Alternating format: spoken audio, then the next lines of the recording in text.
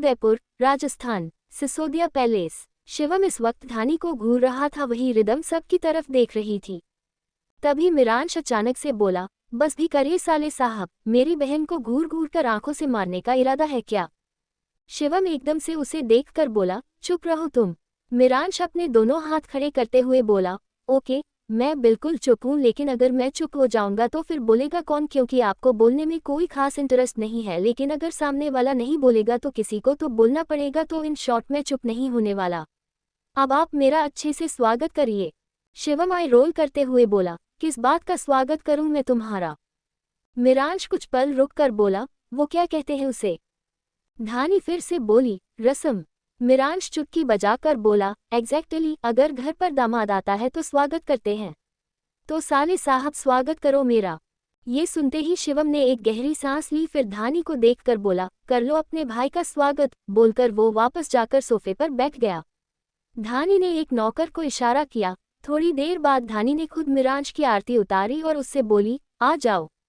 मिरांश कुछ पल रुककर बोला, शैतान नहीं हूं जिसको अपने घर में बुलाने से पहले तुम्हारी हालत खराब हो रही है।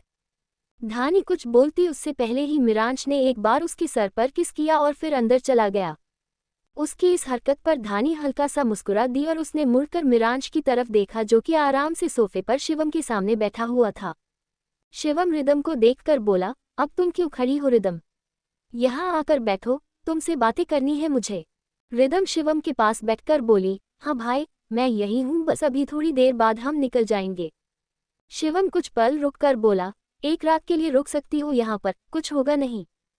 तभी मिरांश बोल, किसने बोला कुछ नहीं होगा? बहुत कुछ होगा। ये सुनते ही रिदम ने एक गहरी सांस ली, वहीं शिवम ने कसकर अपने हाथों की मुट्ठी बना ली। मिरांश फिर से बोला, ये तो गलत बात है ना साले साहब, आपके सामने आपके घर का दामाद बैठा हुआ है और आपका ध्यान कहीं और है। माना कि आपको आपकी बहन की याद आई है, लेकिन अगर मैं मेरी बीवी को नहीं लेकर आऊंगा तो फिर गड़बड़ हो जाएगी। आपकी बहन मेरी बीवी है, समझ रहे हैं ना? उसे ले जाऊंगा मैं, तो जरा मेरी कदर करिए। शिवम एकदम से मिरांश को देखकर बोला, कदर माय फुट, कदर के काबिल नहीं हो तुम। लिसन मिरांश रघुवंशी, मैं मेरी बहन के साथ बात कर रहा हूँ, मुझे परेशान करना बंद करो। मिरांश ने कुछ पल शिवम को देखा और फिर अचानक से बोला, उसे क्या कहते हैं?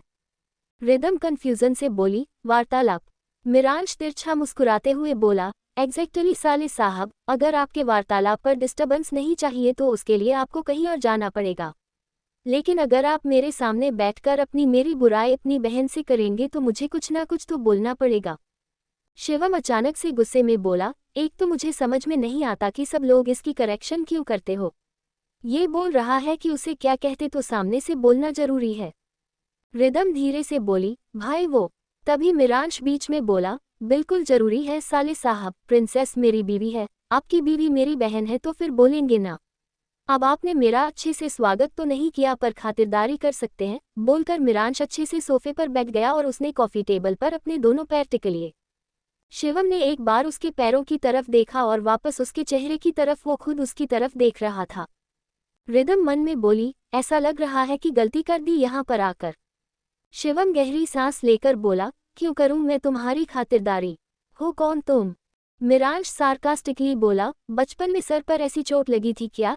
इसके बाद डॉक्टर ने ये बोला कि रह रहकर थोड़ी देर पहले की बातें या फिर कुछ दिन पहले की इंपॉर्टेंट चीजें भूल जाओगे आप। शिवम कंफ्यूजन से बोला, What the hell are you saying? मिरांश कुछ पल रुककर बोला, सही तो बोल रहा हूँ साले साहब, तभी तो आपको ये याद नहीं है कि मैं आपका जीजा हूँ। खातिरदारी करनी चाहिए, राइट? शिवम कुछ बोलता कि तभी धानी वहां पर आकर बोली, बिल्कुल होगी खातिरदारी। बोलकर उसने मिरांश को अपने पैर हटाने के लिए कहा। मिरांश ने आई रोल करते हुए अपने पैर हटाए और फिर धानी ने कॉफी टेबल पर खाने पीने की चीजें रखी। सब कुछ रखने के बाद धानी खुद वहीं पर बैठ गई। वो मिरांश को देखते हुए बोली, दादू के बारे में खबर मिली थी मुझे। कैसे हैं वो? मैं सुबह उनसे मिलने गई थी, उस वक्त तो होश नहीं आया था, फिर घर वापस आ गई। मिरांश कुछ पल रुककर बोला, मुझे क्या पता कैसे हैं वो। ये सुनते ही धानी ने रिदम को देखा तो रिदम उससे बोली, ठीक है, उन्हें होश आ गया है। और आने के बाद मिरांश और उनके बीच बहस हो गई थी। बोलते हुए उसने एक नज़र मिरांश को देखा और फिर धानी को देखने लगी। धानी कुछ पल रुककर बोले, इनका तो चलता रहता है, कुछ नया नहीं है। तभी शिवम सार्कास्टिकली बोला, कुछ नया होगा भी नहीं। मिरांश रघुवंशी जैसा आवारा लड़का सिर्फ वैसे ही तो करेगा, इसके अलावा इसे आता क्या है। तभी मिरांश अचानक से बोला, मारना आता है, पीटना आता है, लड़ना आता है, इज्जत उतारना आता है। आपके लिए कौन सी सेवा करूं? क्या अच्छा लगेगा आपको साले साहब? मिरांश की बात सुनकर रिदम जो पानी पी रही थी उसे एकदम से खांसी आ गई और वो हैरानी से मिरांश की तरफ देखने लगी। शिवम मिरांश को देखते हुए बोला, तुम मुझे धमकी दे रहे हो? मिरांश हल्का सा मुस्कुरा कर बोला, धमकी लग रही है तो हो भी सकती है। शिवम कुछ बोलने को था तभी रिदम बोली, भाई प्लीज लड़ाई नहीं। शिवम ने कुछ पल रिदम की तरफ देखा और फिर गहरी सांस लेकर बोला, व्हाटएवर, आज तुम यहीं पर रुक रही हो और अगर किसी को नहीं रुकना तो वो जा सकता है। बोलकर शिवम खुद उठकर वहां से चला गया। धानी मिरांश को देखकर बोली, रुक जाओ एक रात के लिए, वैसे भी रात हो चुकी है प्लीज। बोलते हुए उसकी नज़र अचानक से रिदम की तरफ चली गई जो खुद उसे उम्मीद भरी नजरों से देख रही थी। मिरांश कुछ पल रुककर बोला, ओके प्रिंसेस, तुम मुझे अपना रूम नहीं दिखाओगी? रिदम खड़ी होकर बोली, चलो। मिरांश ने एक नज़र धानी को देखकर इशारा किया और वो रिदम के पीछे चला गया। फर्स्ट फ्लोर पर पहुंचते ही रिदम सीधे एक कमरे के पास गई। वो गेट खोलकर जैसे ही अंदर गई मिरांश अंदर आकर बोला, वाह प्रिंसेस, तुम्हारा कमरा बिल्कुल नहीं बदला। ये सुनते ही रिदम ने मुड़कर हैरानी से मिरांश को देखा और उससे बोली, बिल्कुल नहीं बदला का क्या मतलब? तुम यहाँ आए कब? मिरांश आई रोल करते हुए बोला, बचपन में। बोलकर वो रिदम का हाथ पकड़कर उसे बेड के पास ले गया। रिदम कुछ पल रुककर बोली, बचपन में? सीरियसली बचपन का सब कुछ याद रहता है? मिरांश उसे बेड पर बैठकर बोला, मुझे याद रहता है प्रिंसेस। मिरांश रघुवंशी कुछ नहीं भूलता। बोलकर वो रिदम पास बैठ गया। मिरांश की नज़र चारों तरफ घूम रही थी। रिदम उन लड़कियों में से नहीं थी जिसकी पसंद एक नॉर्मल टिपिकल लड़की जैसी हो। उसकी पसंद बहुत डिफरेंट थी और उसका कमरा इस बात का गवाह था। रिदम अचानक से चुटकी बजाकर बोली, ऐसे क्या देख रहे हो? मिरांश तरफ देखकर बोला, आई वॉज थिंकिंग प्रिंसेस कि तुमने यहाँ पर मेरे बारे में कुछ न कुछ रखा जरूर होगा। बोलकर वो एकदम से खड़ा हुआ और एक तरफ जाकर उसने वहां का पर्दा हटा दिया। रिदम को रिएक्ट करने का मौका भी नहीं मिला। वो हैरानी से बस उसके पीछे देखने लगी। वहां पर मिरांश की एक फोटो थी जो एक आर्ट पीस था, जिसमें मिरांश के चेहरे के ऊपर लाइट पड़ रही थी और उसके हाथ में एक गिटार था। मिरांश धीरे से बोला, आई कैंट बिलीव प्रिंसेस, जुबान पर तुम नफरत की बातें लेकर चलती हो और अपने दिल में तुम मेरी यादें बटोरती हो। इतना खास हूं मैं तुम्हारे लिए? रिदम झट से बोली, कोई खास नहीं हो तुम मेरे लिए, ऐसा कुछ भी मत सोचना। और वो भी बोल नहीं रही थी कि मिरांश ने एकदम से उसे अपने पास खींच लिया। रिदम ने अपने दोनों हाथ उनके कंधों पर रख लिया और वो हैरानी से उसे देखने लगी। मिरांश उसकी आंखों में देखते हुए बोला, तेरा इश्क है मेरी सल्तनत, तू है जिद मेरी, तू जुनूनियत, मैं हूँ दिल जला, मुझे तेरी लगती है जब मेरी तू जुनूनियत। रिदम धीरे से बोली, ये क्या बोल रहे हो तुम? मिरांश उसकी आंखों में देखते हुए बोला, अपने इमोशंस बता रहा हूँ तुम्हें प्रिंसेस, समझ रही हो? ये सुनते ही रिदम की दिल की धड़कनें बुरी तरह से शोर करने लगी थी। वो कुछ बोल पाती कि मिरांश ने उसे एकदम से घुमाया। रिदम की पीठ उसके सीने से लग गई।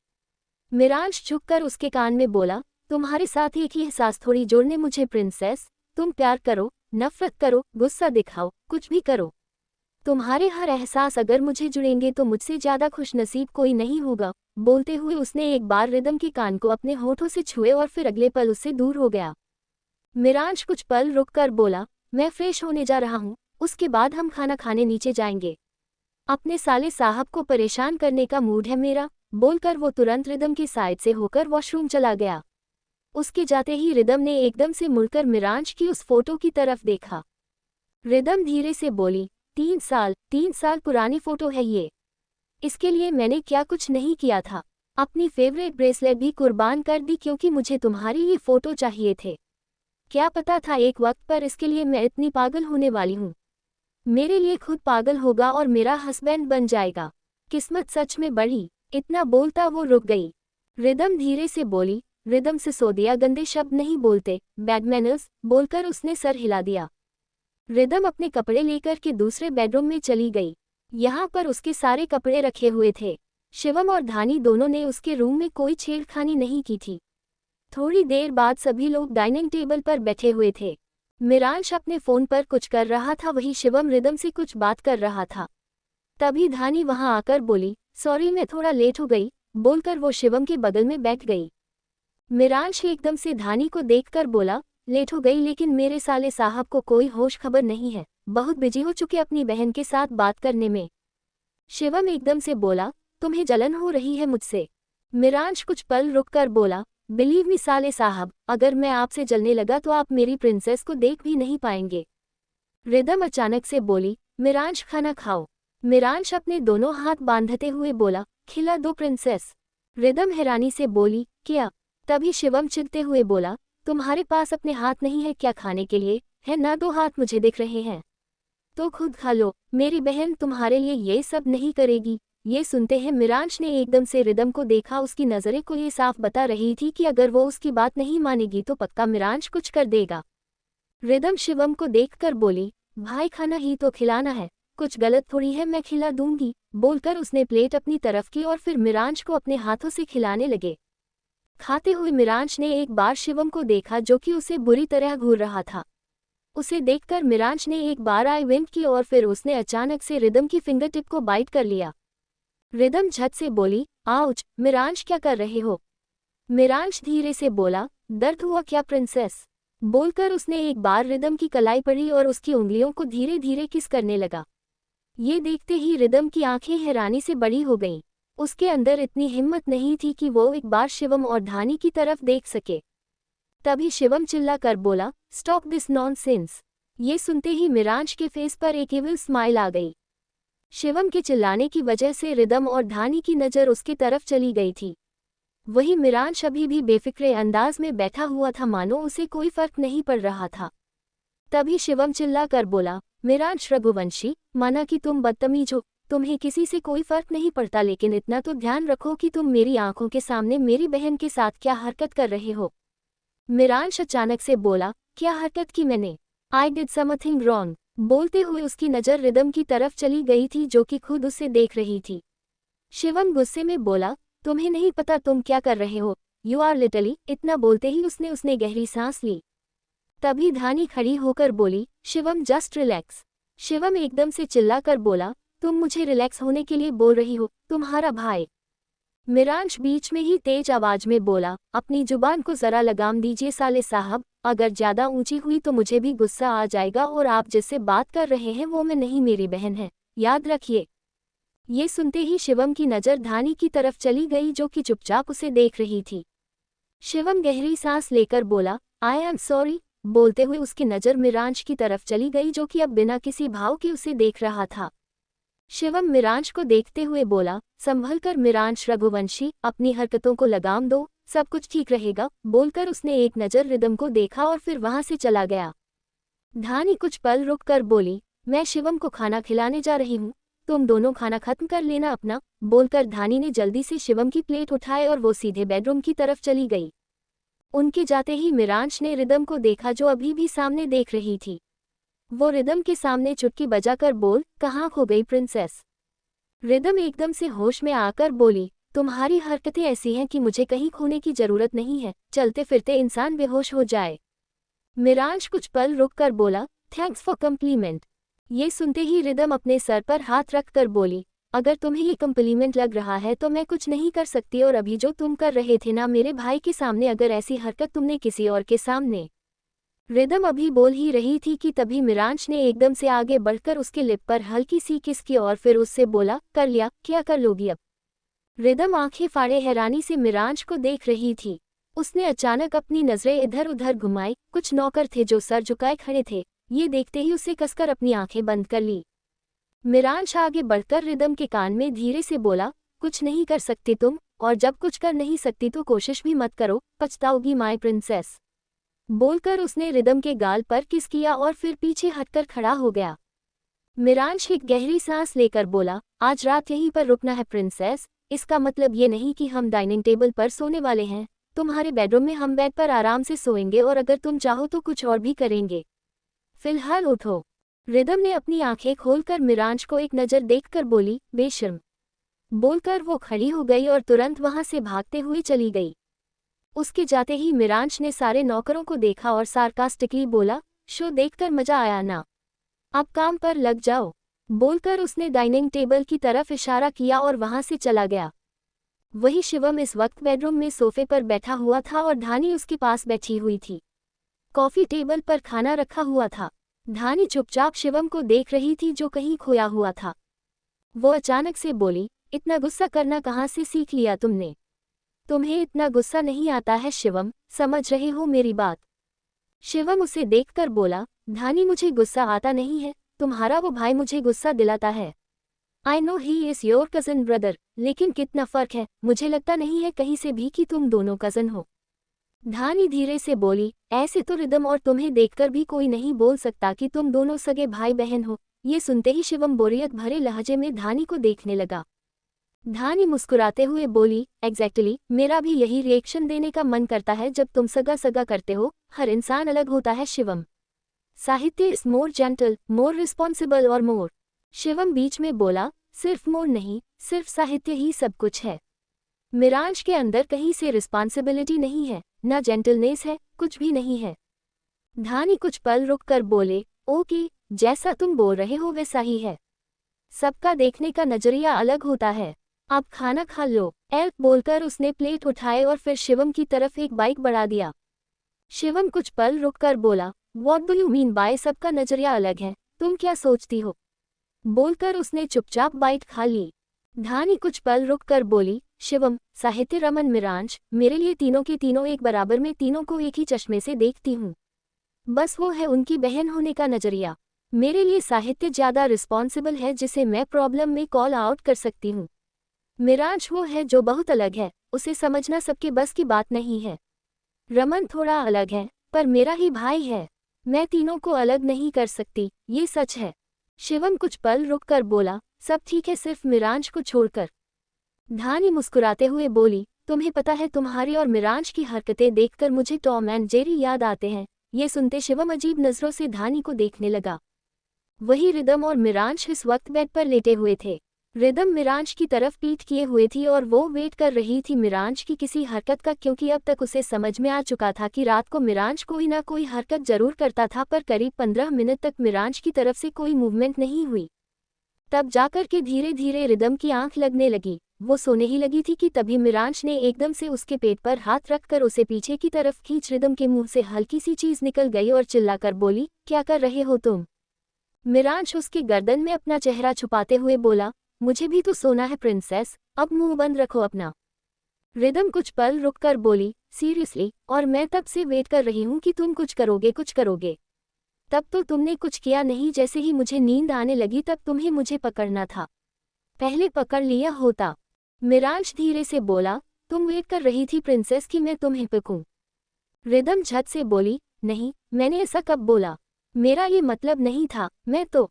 मिरांश बीच में बोला, I am very tired princess, let me sleep. बोलकर उसने एक बार रिदम की गर्दन पर हल्की सी किस की और फिर अपनी आंखें बंद कर ली। मिरांश की हरकत पर रिदम ने बिना कुछ बोले एक बार टाइम देखा। अभी रात के 11 बजे रहे थे। वो सोने जा रही थी और मिरांश ने उसकी नींद खराब कर दी थी और अब उसकी नींद उड़ गई थी। रिदम की नजरें वॉल क्लॉक से होते हुए मिरांश की इस कॉन्सर्ट वाली फोटो पर गई। वो गौर से उस फोटो को देखने लगी। थोड़ी देर बाद रिदम मन में बोली, डेस्टिनी खेलती है, और खेलते खेलते ये हो गया कि मैं तुम्हारी हो गई। बोलकर वो हल्का सा मुड़ी और सीधी होकर लेट गई। मिरांश ने अभी भी उसके कसकर हक किया हुआ था। रिदम का हाथ अनजाने में ही मिरांश के बालों में चलने लगा और कुछ ही पल में उसकी भी आंख लग गई। अगला दिन रिदम की जैसे ही आंख खुली, उसकी नज़र मिरांश पर गई जो कि अभी भी उसे वैसे ही हक करके सो रहा था। रिदम ने एक बार टाइम देखा, अभी सुबह के 8 बजे बज रहे थे। वो धीरे से बोली, ये मॉर्निंग पर्सन अभी भी सो रहा है। अगर फिर से वैसा कुछ हुआ और ये मेरे ऊपर चिल्लाया तो आई स्वेयर मैं इसे थप्पड़ लगा दूंगी। बोलते हुए वो मिरांश के चेहरे को गौर से देखने लगी। इस वक्त मिरांश के चेहरे पर एक सुकून नजर आ रहा था, जिसे देखते ही रिदम हल्का सा मुस्कुरा दी। पता नहीं उसके दिमाग में क्या है, उसने आगे बढ़कर मिरांश के फोरहेड पर किस किया। तभी मिरांश धीरे से बोला, कमाल है प्रिंसेस, तुम मेरे साथ होश में भी करने लगो तो क्या ही हो जाएगा। रिदम झट से बोली, नहीं, ऐसा कुछ भी नहीं है, तुम गलत सोच रहे हो। मिरांश उसके ऊपर अपनी पकड़ मजबूत करते हुए बोला, तो तुम सही सोचने का तरीका बता दो प्रिंसेस, मैं वही सोचने लगूंगा। ये सुनते ही रिदम बिल्कुल चुप हो गई। उसे समझ नहीं आ रहा था कि अब वो बोले क्या। तभी मिरांश फिर से बोला, cat caught your town princess. Rhythm झट से बोली, ऐसा कुछ भी नहीं है। ओके, बोलकर उसने एकदम से मिरांश का हाथ हटाया और फिर बेड से उठकर तुरंत वॉशरूम की तरफ भाग गई। उसके जाते ही मिरांश के चेहरे पर एक हल्की सी मुस्कान आ गई। उसने एक बार अपनी उस फोटो की तरफ देखा और फिर उसने अपनी आंखें बंद कर ली। थोड़ी देर बाद रिदम वॉशरूम से बाहर आई। उसने एक नज़र मिरांश को देखा जो कि अभी भी बेड पर आंखें बंद करके लेटा हुआ था और वो खुद ड्रेसिंग टेबल के सामने चली गई। एकदम ने बेबी ब्लू कलर की ड्रेस पहनी हुई थी जो कि बैलून स्लीव की थी और वी नेकलाइन की थी।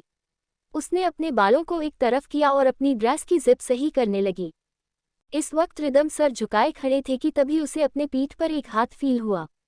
उसने एकदम से सर उठाकर सामने मिरर में देखा और धीरे से बोले, मिरांश, बोलते हुए उसने अपना हाथ हटा लिया। मिरांश ने एक नज़र मिरर में रिदम को देखा और धीरे से बोला, I feel it romantic princess, तुम वॉशरूम से या बाहर आती हो, मैं तुम्हारी ड्रेस की जिप सही करता हूँ, वेरी रोमांटिक राइट। बोलकर उसने सर झुका लिया और तिरछा मुस्कुरा दिया। रिदम कुछ बोलने वाली थी कि तभी उसे फील हुआ कि मिरांश उसकी पीठ पर पेटेंस बना रहा था। वो गहरी सांस लेकर बोली, स्टॉप इट। मिरांश धीरे से बोला, what princess, I don't understand. Rhythm धीरे से बोली, मिरांश, जो अभी कर रहे हो प्लीज बंद करो। और इससे आगे वो कुछ बोल पाती कि तभी मिरांश ने एकदम से जिप लगाकर उसे अपनी तरफ घुमाया और उसकी आंखों में देखने लगा। इस वक्त रिदम की दिल की धड़कनें शोर कर रही थीं। उसके दोनों गाल लाल थे। मिरांश धीरे से बोला, माय प्रिंसेस, तुम ब्लश करते हुए कितनी क्यूट लगती हो। ये सुनते ही रिदम ने अपने गालों को टच किया और धीरे से बोली, ये तो ऐसे ही हो रहा है, मैं गर्म पानी से नहा कर रही हूँ तो वो इसीलिए। वो भी बोली रही थी कि तभी मिरांश ने आगे बढ़कर एकदम से उसके गाल पर बाइट किया और धीरे से बोला, आई लव इट। रिदम अपना गाल सहलाते हुए बोली, क्या कर रहे हो तुम। मिरांश उसके बालों को अपनी उंगलियों में घुमाते हुए बोला, किसिंग, बाइटिंग, कुछ ऐसा जो मुझे पसंद है और तुम्हें भी। रिदम झट से बोली, मुझे कुछ भी नहीं पसंद है और तुम मुझे ऐसे परेशान करना बंद कर दो। समझ में आ गई, जल्दी से फ्रेश होकर नीचे आओ, हमें निकलना है मुंबई के लिए। बोलकर उसने मिरांश को हल्का सा पुश किया और फिर बाहर चली गई। उसके जाते ही मिरांश हल्का सा मुस्कुराया। उसने एक बार गौतम को मैसेज किया और वॉशरूम चला गया। वही रघुवंशी पैलेस में अभिराज अपने बेडरूम में थे तभी साहित्य वहां पर आकर बोला, दादू, मैंने डॉक्टर से बात की है और उन्होंने बोला है कि आपके खाने पीने का अच्छे से ध्यान रखना है। अभिराज कुछ पल रुककर बोले, मैं ठीक हो जाऊंगा साहित्य, अगर यहाँ पर होने वाली प्रॉब्लम्स भी खत्म हो जाए। साहित्य अभिराज के पास बैठते हुए बोला, कोई प्रॉब्लम नहीं है, अगर है भी तो मैं हैंडल कर लूंगा, आपको किसी चीज पर ध्यान देने की जरूरत नहीं है। अभिराज ने कुछ पल साहित्य को देखा और धीरे से बोले, विश्वास नहीं होता कि मिरांश और तुम भाई हो, कभी कभी लगता है कि मिरांश। साहित्य के बीच में ही बोला, दादू प्लीज, आई रिस्पेक्ट यू बहुत ज्यादा, पर भाई है वो मेरा, उसके खिलाफ कुछ सुनना नहीं चाहता मैं। बोलकर साहित्य तुरंत वहां से चला गया। अभिराज खुद से बोले, तुम सुनना नहीं चाहते पर कभी ना कभी तो सुनना पड़ेगा। मिरांश अपनी माँ का बेटा है, बिल्कुल उसी पर गया है, वही पागलपन और जुनून लेकर के बैठा है जो उसकी माँ में था। बोलते हुए उनके चेहरे पर कोई भाव नहीं थे। क्या है मिरांश की माँ का राज, जानने के लिए सुनते रहिए।